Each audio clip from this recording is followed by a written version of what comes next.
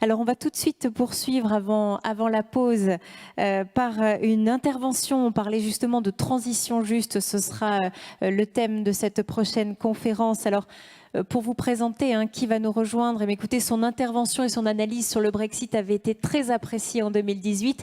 Donc, on lui a demandé d'être avec nous pour ce fil 2021. Il a accepté avec beaucoup d'enthousiasme. C'est Tommaso Pardi qui est avec nous, chargé de recherche au CNRS et co-directeur du GERPISA, qui est le groupe d'études et de recherche permanent sur l'industrie et les salariés de l'automobile à ENS Cachan. Bonjour Tommaso, ravi de vous retrouver ici. Bonjour. Et je vous laisse la parole. Bonjour, je suis très ravi d'avoir une deuxième opportunité et aussi un challenge d'adresser un public très nombreux mais surtout très compétent. C'est toujours un challenge pour un chercheur de se confronter avec les terrains, et vous êtes mon terrain des recherches, bien entendu. Aujourd'hui, je vais vous parler d'un sujet qui, par rapport au Brexit, est à la fois plus complexe, peut-être moins incertain, mais beaucoup plus controversé. Alors, la controverse ne porte pas sur les points d'arrivée de la transition électrique. Tout le monde est d'accord pour dire que le futur de l'automobile sera électrique. On verra si ce sera plutôt batterie ou hydrogène, on en parlera plus loin dans la journée. Mais sur les tempos, sur les rythmes de la transition. Alors, en Europe, depuis 2 ans, on a assisté à une accélération qui n'a pas d'équivalent au monde, qui a placé donc l'industrie automobile européenne dans une trajectoire qui est unique et qui donc fait de la transition électrique en Europe quelque chose de beaucoup plus disruptif, pour utiliser un terme qui est à la mode aujourd'hui, que c'est qu'on observe dans d'autres pays, dans d'autres régions de production, y compris la Chine, dont on ne pensait jamais que l'Europe pourrait passer devant. Et donc, d'autant plus la transition électrique sera rapide, plus il y a des craintes qu'elle puisse être disruptive, et c'est pour ça que les thèmes de la transition juste prend de plus en plus d'ampleur dans les débats bruxellois. C'est un concept qui a été notamment introduit, il y a aussi l'incertitude, bien sûr, évoquée tout à l'heure, du Fit for 55, qui risque donc d'accélérer encore davantage la transition. On l'a vu avec des objectifs à 100% de réduction du CO2 pour 2035.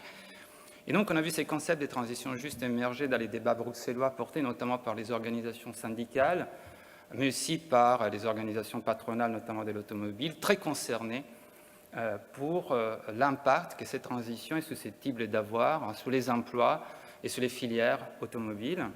Il y a eu récemment un rapport de l'Observatoire de la métallurgie, notamment en avril 2021, qui a pointé de manière très documentée les risques pour les emplois en France, avec une prévision d'une réduction de 15% entre 2020 et 2025, alors qu'on en a déjà perdu 40% des emplois automobiles sur les derniers 15 ans. C'est des scénarios qui sont bien entendu très préoccupants. La question de l'enjeu de la transition juste concerne aussi l'accès à la mobilité. Ça, c'est la CA qui l'a montré de manière assez claire. Il y a une corrélation évidente entre les niveaux des revenus des ménages et leur capacité d'avoir accès d'abord à un véhicule neuf, et en particulier à un véhicule neuf électrique. Ce qui fait qu'aujourd'hui, l'essentiel des ventes des véhicules électriques sont concentrés dans le nord de l'Europe. Et les risques en termes de transition, c'est qu'une fracture de plus en plus importante se produisent entre les ménages riches, notamment du nord de l'Europe, qui ont accès à des véhicules électriques avec des aides importantes de l'État et en bénéficient donc très largement, et les ménages plus pauvres du sud et de l'est de l'Europe qui en seront exclus et qui en pâtiront aussi les coûts, parce qu'on voit et on sait que le coût du carbone va augmenter, il va être davantage taxé en Europe, et cela pourrait avoir immédiatement des impacts très forts sur les coûts des carburants, et on a vu avec la crise des Gilets jaunes en France quel type de conséquences politiques cela peut avoir. Donc, c'est clair que... C'est clair que l'accélération du tempo de l'électrification en Europe risque d'avoir des impacts importants en termes de transition juste. Alors, la question que je me pose en tant que chercheur, c'est de comprendre pourquoi les tempos de l'électrification s'est accéléré à tel point en Europe ces derniers 2-3 ans. On sait, on l'a compris très bien, tout le monde est au courant, c'est la réglementation européenne du CO2 qui dicte ces tempos, mais c'est une réglementation qui est en place en fait depuis 2009. Et l'objectif des 95 grammes pour 2020-2021 était connu depuis depuis longtemps par l'industrie automobile. Donc, qu'est-ce qui a changé ces derniers 5 ans qui a fait que donc on observe cette trajectoire unique parmi tous les pays des productions mondiales de l'automobile? Eh bien, ce qui a changé, ce n'est pas la réglementation en soi, bien qu'elle a été durcie, mais les conditions de son application. Et pour moi, la cause première donc, qui explique cette accélération du tempo, c'est bien entendu les Dieselgate, qui s'est produit en 2015, et qui, pour moi, c'est un peu comme un météorite qui a soudainement touché l'industrie automobile européenne. Et heureusement, l'industrie elle-même n'est pas un risque d'extinction, mais les moteurs thermiques qu'il a caractérisés depuis plus d'un siècle, lui, il est bel et bien, et on a déjà les dates, on sait qu'entre 2030 et 2035, il risque bien de disparaître. Alors, pourquoi l'impact des Dieselgate a été si important? Alors, il y a 2 raisons. D'abord, le Dieselgate a rendu public ce que la boule bruxelloise connaissait depuis longtemps, c'est-à-dire qu'à partir des années 2000, de manière plus nette à partir de 2008, lorsque la réglementation est devenue contraignante avec des pénalités, les constructeurs ont bien davantage réduit les émissions de CO2 de leurs véhicules en laboratoire, en test d'homologation, plutôt que dans des conditions de conduite réelles. Et donc, vous voyez, les taux d'optimisation des tests est passé de 8 à 40% sur la moyenne des véhicules entre 2000 et 2015. Et donc, tout cela a été connu. Des négociations étaient en place pour essayer d'introduire de nouveaux tests d'homologation, mais du moment où c'est devenu public, du moment que c'est devenu un scandale, tout cela s'est brutalement accéléré. Et donc, les nouveaux tests d'homologation, les conditions d'application de la réglementation se sont soudainement durcies, ce qui veut dire que l'effort demandé aux constructeurs entre, disons, 2017 et 2021 n'était pas dépassé des 122 grammes à 95, mais dépassé plutôt des 166 grammes, ce qui était les émissions en conditions d'utilisation réelle, vers les 95, en sachant qu'il y aura aussi davantage de dispositifs, notamment embarqués à partir de cette année dans les véhicules, qui vont permettre à la Commission de vérifier que les cartes se maintiennent au-dessus au moins des 10%. Deuxième impact très important, c'est que le Dieselgate a disqualifié la principale technologie qui avait été développée en Europe depuis 20-30 ans pour justement surmonter, au moins dans un premier temps, en reléguant donc à plus loin l'électrification, les challenges climatiques des réductions de CO2 qui étaient les diesels. Les diesels, malgré les bashings dont il a subi, restent quand même une technologie qui est beaucoup moins polluante qu'un véhicule essence, au moins dans la route, puisqu'il permet de réduire la consommation entre 27 et 40%. Et vous voyez que les diesels étaient complètement disqualifiés, les ventes ont tombé. Donc, les constructeurs sont aujourd'hui complètement contraints à s'électrifier, ils n'ont pas le choix, c'est pourquoi je parle d'une marche forcée vers l'électrique. Alors, une question qui, pour l'instant, n'a pas été vraiment beaucoup explorée, à mon sens, en particulier par la recherche universitaire, c'est pourquoi les Dieselgate? Pourquoi les constructeurs se sont mis dans un tel pétrin? Pourquoi ils ont triché? Alors, je sais que pas tout le monde a triché, mais l'optimisation des tests des CO2, qui c'est quand même une forme de ruse pour ne pas se mettre complètement en conformité aux tests, concernait l'ensemble des constructeurs. Alors, pour l'instant, les explications qu'on a, à mon sens, ne sont pas très satisfaisantes et consistent à blâmer essentiellement les constructeurs, qui sont considérés, là, il y a un rapport qui a été très influent de l'ONG environnementale Transport and Environment, qui a été publié en 2018, et qui en gros dit les constructeurs étaient rusés, malhonnêtes, ils ont exploité tous les moyens possibles pour contourner la réglementation, et en plus ils ont été cupides.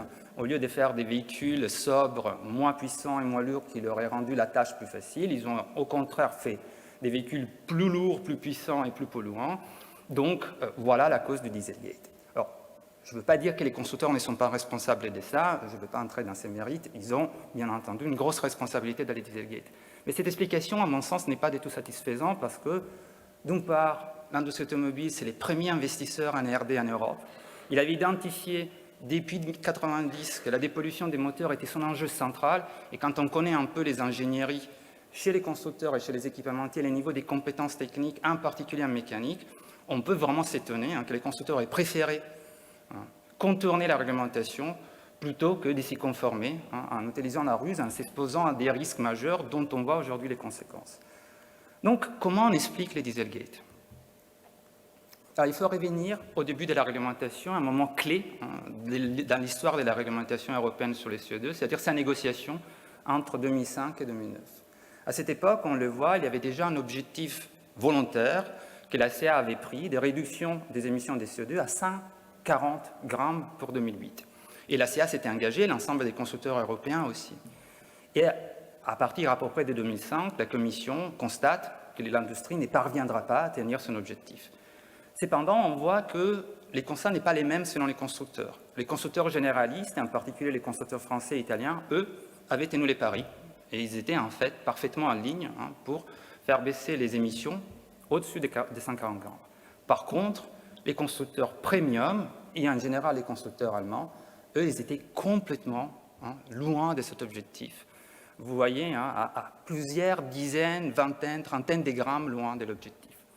Et donc, au moment où la Commission décide d'élancer la réglementation qui est en place, qui est une réglementation contraignante associée à des pénalités, il y a eu une lutte politique féroce entre les constructeurs allemands, son gouvernement, et les constructeurs français et italiens et leur gouvernement.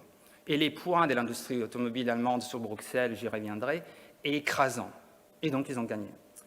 Et l'enjeu principal portait sur l'introduction de quelque chose qui peut paraître irrélévant au secondaire, mais qui, à mon avis, est structurant, c'est-à-dire des objectifs basés sur les poids, pondérés. Alors pourquoi c'est très important, et c'était très important pour les constructeurs allemands de faire passer ce dispositif-là? C'est parce que non seulement cela permet à des constructeurs qui produisent des véhicules plus lourds d'avoir des objectifs moins exigeants, donc d'avoir plus de temps pour se mettre en conformité à la norme, mais en plus, ils ne disqualifient pas leur stratégie qui consiste à faire historiquement des véhicules qui sont dans les temps plus lourds et plus puissants, puisqu'en se déplaçant vers des véhicules plus lourds et plus puissants, on n'est pas pénalisé. Au contraire, on a des objectifs qui deviennent moins contraignants. Et encore plus important, la stratégie opposée, qui aurait été la stratégie la plus rationnelle, au moins pour se conformer à l'objectif de réduction des CO2, qui aurait consisté à faire des véhicules moins lourds et moins puissants, les deux éléments qui sont les plus structurants pour la consommation automobile et donc pour les émissions des CO2, étaient complètement disqualifiés. Puisque si un constructeur s'engage dans cette voie, son objectif des CO2 augmente. Au lieu de se rapprocher de l'objectif, il reste où il est. Et donc cela a créé un environnement concurrentiel qui était très, très favorable aux constructeurs premium et très, très favorable à une montée en gamme réglementée. Et là, vous voyez les données sur la voiture moyenne européenne qui a été vendue entre 2001 et 2019. Et vous voyez justement cela. Une montée en gamme réglementée, structurant. Les poids a augmenté de 10% et très fortement dans les années 2000. La puissance, elle a augmenté de 40%. Les prix moyens ont augmenté de 50%. Et tout cela signifie que 32% d'émissions supplémentaires, à cause de la puissance ajoutée, du poids ajouté, 32% d'émissions en plus ont été structurellement introduites dans les véhicules moyens européens. Or, l'industrie était censée réduire de 30% pour atteindre son objectif de 2015. Et vous voyez bien qu'en fait, l'effort qui leur était demandé à cause de cette montée en gamme réglementée était bien plus important, était des 62%. Donc finalement, l'industrie européenne est parvenue à réduire des 40%. Mais cela n'était équivalent qu'à 8% des réductions effectives. Et donc, l'optimisation est devenue une stratégie pour compenser les difficultés à dépolluer des véhicules qui étaient structurellement plus polluants, c'est-à-dire plus lourds et plus puissants. Or, bien entendu, la réglementation CO2 n'est pas le seul facteur. Il s'inscrit dans un cadre réglementaire beaucoup plus large où, depuis le début des années 2000, environ une centaine de règles nouveaux ont été introduites pour modifier ce qui est les véhicules européens standards et qui ont contribué à les rendre, certes, plus technologiquement avancés, plus sûrs de manière active et passive, mais qui ont aussi rendu ces véhicules structurellement plus premium, plus chers, plus difficiles à produire. Et vous voyez les poids des constructeurs allemands à Bruxelles avec 57 lobbyistes, 3 représentants du gouvernement, plus un expert, alors que la France a une présence qui est entre 6 et 7 fois inférieure, ce qui montre bien les différents poids, les différents niveaux d'influence qu'on a entre l'Allemagne et la France sur la mise en place de ces réglementations. Je vais maintenant voir comment tout cela s'est traduit au niveau des constructeurs. J'ai donc utilisé les données de l'Agence européenne de l'environnement et j'ai créé 2 groupes, les groupes premium, Mercedes, BMW, Audi, Volvo, les groupes généralistes, constructeurs français, italiens, plus Opel et Ford, et j'ai mis des côtés Volkswagen, qui est un constructeur un peu hybride entre les deux, c'est les constructeurs généralistes plus haut de gamme que vous avez en Europe.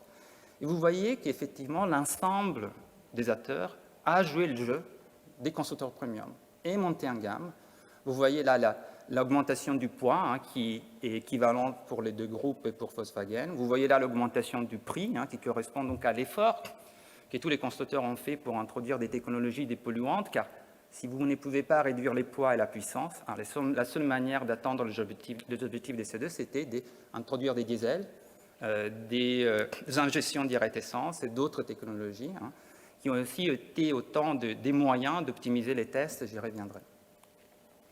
Et l'impact, c'est clair, c'était clair depuis le début. Si la règle européenne est fixée par les constructeurs premium, c'est clair qu'il lui est favorable. Donc, les constructeurs premium ont augmenté leurs ventes de 40% dans la période. Volkswagen, qui était les constructeurs généralistes, qui est les plus montés en gamme et qui est aussi des plateformes partagées avec Audi, a suivi plus ou moins la même tendance, a résisté. Tous les autres ont perdu du terrain parmi les généralistes, moins 35%, en chute presque régulière, qui explique aussi l'effet que toutes les fermetures d'usines, c'est ici qu'on les trouve. Toutes les délocalisations massives des productions d'emplois, c'est aussi qu'on les trouve, parce que produire des véhicules du segment A et B avec cette contrainte de montée en gamme réglementée est devenu de plus en plus compliqué et les marges de plus en plus réduites.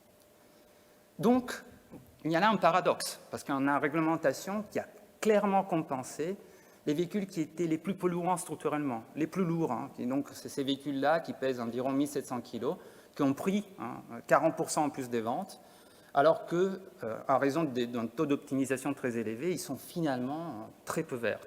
Alors que les véhicules qui étaient structurellement les plus verts en Europe, c'est-à-dire les véhicules des généralistes, 1300 kg, 400 kg en moins par rapport aux constructeurs premium, eux ont vu leurs ventes baisser, leurs marges baisser également. Et donc, il y a là clairement un paradoxe qui explique les Dieselgate, à mon sens. Les Dieselgate naissent aussi de ces paradoxes-là. Et d'aujourd'hui, l'électrification, à mon sens, se présente en Europe comme à la fois la solution technologique pour sauver les soldats premium, ce qui permet de préserver cette montée en gamme réglementée sans la remettre en cause. Et on voit déjà avec l'année 2000, première année des croissances très rapides de l'électrique, que les véhicules moyens en Europe s'est sensiblement alourdi, 50 kg de plus dans une seule année. Et quand on regarde les mix, on voit très bien comment l'électrique bénéficie aux constructeurs premium. On a 58% environ d'essence à 1322 kg. On a 28,6% des diesels qui est devenu beaucoup plus lourd parce que c'est pratiquement seulement les constructeurs premium qui arrivent toujours à vendre des diesels en Europe en 2020, 1626 kg. Et puis on voit l'électrique, 1721 kg en moyenne en Europe, plus 400 kg par rapport à un véhicule essence. L'hybride rechargeable essence, plus 600 kg. L'hybride rechargeable diesel, plus 900 kg. Et donc, c'est clair que cette évolution favorise, une fois de plus, les constructeurs premium, exige une transition électrique plus rapide parce qu'ils ont besoin d'électrifier leurs ventes bien davantage que les généralistes pour franchir les caps 2020-2021 et pose des problèmes en termes de transition juste. Alors, je terminerai sur l'impact au niveau des marchés, car là, c'est la même histoire, fondamentalement. Cette montée en gamme généralisée a pu être absorbée par les marchés du Nord de l'Europe, où on a aussi 60% du vente des véhicules électriques en 2020, et où les prix moyens sont à 35 000 euros. En France, les prix moyens sont beaucoup plus bas, mais grâce au soutien de l'État, à plusieurs reprises, les marchés a plus souffert, mais il a retrouvé malgré tout en 2019 son niveau d'avant-crise, et la part de l'électrique à 17%. Mais dans les pays de l'Europe du Sud, le décrochage a été massif. C'est des pays cruciaux pour les parts des marchés, notamment des constructeurs français. Vous voyez la chute des ventes dans la ligne bleue, et la part de l'électrique n'est qu'à 5%. Et les prix moyens, qui est proche de celui de la France, est trop élevé pour que les consommateurs italiens, espagnols, grecs et portugais trouvent des chaussures à leur pointe. Et en ce qui concerne les pays de l'Europe centrale et orientale, certes, on voit une croissance des ventes et une montée en gamme vraiment impressionnante, avec des niveaux des prix qui ne sont pas très loin de ceux de l'Europe du Sud. Mais il faut se rappeler qu'au début des années 2000, on a anticipé 4 millions de véhicules neufs vendus dans ce marché. Ils auraient dû être nos Brésil, nos Russie, notre Inde. Aujourd'hui, on a 1,5 million. On est moins de la moitié. C'est seulement la partie haut de gamme du marché qui s'est développée, alors que les ventes qui auraient pu bénéficier, notamment aux constructeurs généralistes, ont été tuées à la fois par la montée en gamme, mais aussi par l'importation non réglementée des véhicules d'occasion, un autre effet non voulu et paradoxal de la réglementation européenne. Pour conclure, vous voyez bien que la montée en gamme réglementée de la voiture, qui trouve son origine, je dirais presque avec la création du marché unique, mais qui s'est intensifiée dans les années 2000 et en particulier avec cette réglementation CO2 pondérée au point, a été à l'origine du Dieselgate. Bien entendu, ce n'était pas les seuls facteurs et ce n'est pas ce que je suis en train de vous dire, mais c'était quand même un facteur important et je pense largement méconnu. Et aujourd'hui, de la marche forcée de l'électrique vers l'électrique, qui est la conséquence du Dieselgate.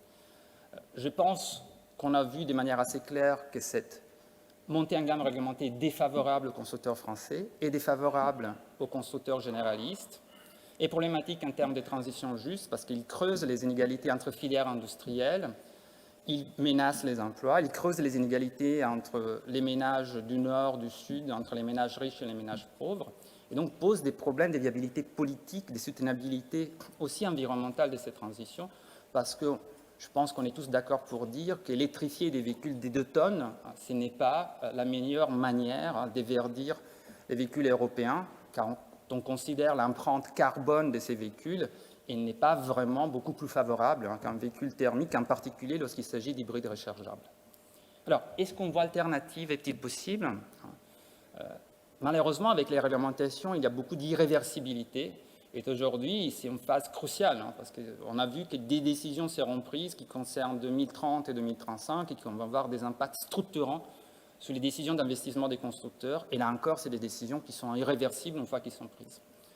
Je pense malgré tout, quand je regarde ce qui est produit ici dans les Hauts-de-France, la Yaris, véhicule du segment B, qui avec l'hybridation non rechargeable est parfaitement en conformité avec les normes CO2, qui est un véhicule abordable.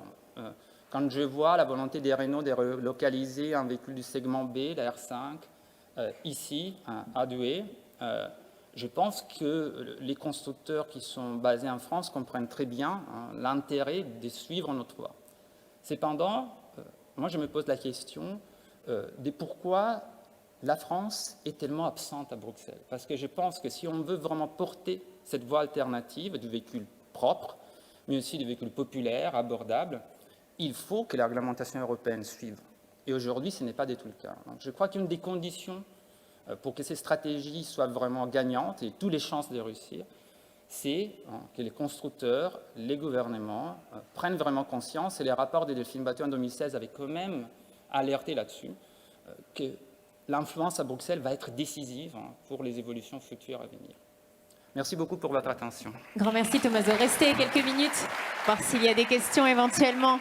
Parce que je sais que vous avez ouvert un peu le débat avec effectivement cette importance du lobbying français à Bruxelles. Est-ce qu'il y a des questions? On peut prendre quelques minutes ou des commentaires. N'hésitez pas dans la salle. Et est-ce qu'on a des questions sur la plateforme? Je sais qu'il y a de plus en plus de monde qui nous regarde aussi et qui ont assisté à votre conférence. Tommaso m'a mis un petit message pour dire qu'il y avait du monde sur la plateforme digitale. Est-ce qu'il y a des questions éventuellement? Non? Et dans la salle? Pour Tommaso Pardi? Non? Rien de particulier? C'est que vous avez été très clair. En tout cas, c'était vraiment très intéressant de vous entendre à nouveau. Ah, pardon, excusez-moi, je ne vous ai pas vu. On va vous ramener un micro. C'est juste ici. Excusez-moi, mademoiselle. Voilà, madame va lever la main. Levez-vous, si vous voulez bien. Comme ça, on va vous rapporter le micro. Voilà, on vous entendra mieux. Et puis comme ça, comme on a la captation, ça sera mieux. Bonjour. Bonjour. Vous m'entendez? Oui, très bien. Donc, vous nous avez expliqué que les Allemands sont très influents à Bruxelles. En fait, ma question, c'est du coup, pourquoi il y a un tournant vers l'électrique si finalement ça ne les avantage pas? Pourquoi il y a, pardonnez-moi? Pourquoi est-ce qu'il y a un tournant vers l'électrique si la législation est très influencée par l'Allemagne? Est-ce que les Allemands, ils ont un intérêt à aller vers l'électrique, en fait? Moi, je pense que oui. D'ailleurs, si aujourd'hui on dit aux constructeurs, après les Dieselgate, eh bien, vous êtes coupables, mais on va pardonner tous vos péchés si vous vous convertissez à l'électrique. Et s'il y a un fil prodigue dans cette histoire, c'est bien Volkswagen qui a pris nettement les devants dans tous les domaines de l'électrification et et qui est les constructeurs qui sont en train aujourd'hui de mettre la pression à Bruxelles pour que les Fit 55 soient les plus exigeants possibles. Les constructeurs allemands, ils étaient déjà dans une situation très difficile en 2008, et je l'ai montré, et normalement auraient dû prendre conscience que leur stratégie fondée sur des véhicules très lourds, puissantes et polluantes ne pouvait pas résister à les exigences de réduction des CO2 qui s'est profilée pour l'avenir. Mais grâce au diesel, la part du diesel chez les premium allemands a été montée jusqu'à 90%, grâce à d'autres technologies comme l'injection directe essence, qui là aussi était montée jusqu'à 75%, c'est encore le cas. Ils ont réussi malgré tout à poursuivre dans cette voie, tout en optimisant massivement leur émission. Et je l'ai dit, hein, les objectifs au point étaient décisifs pour permettre aux constructeurs allemands de franchir ces caps. Là, maintenant, ils n'ont plus le choix. L'électrique, c'est pour eux la seule voie des sorties. Alors que pour les constructeurs généralistes, une autre voie, celle qui avait caractérisé en fait leur offre jusqu'au début des années 2000, qui était plutôt une stratégie de descente en gamme. C'est des constructeurs qui ont créé leur fortune avec des véhicules petits, compacts, innovants dans ce domaine, les Peugeot 205, les Opel Corsa, les Ford Fiesta, la Fiat Cinquecento, Panda, c'est tous des véhicules qui étaient plutôt moins lourds dans les temps que les véhicules précédents, moins coûteux, plus abordables.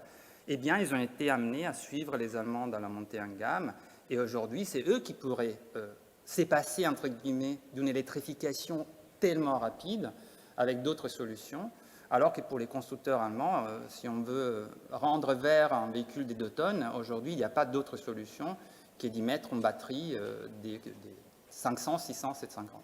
Voilà pourquoi les Allemands, aujourd'hui, ont tout l'intérêt d'aller vers l'électrique très rapidement, alors que d'autres acteurs pourraient, à mon sens, avoir une transition plus progressive et continuer, avec des véhicules plus sobres et moins puissantes, à exploiter les moteurs thermiques, ce qui permettrait de rendre cette transition plus inclusive et donc finalement de la rendre plus efficace. C'est ça les liens avec la transition juste, et aussi de rendre cette transition moins disruptive pour les emplois et la filière.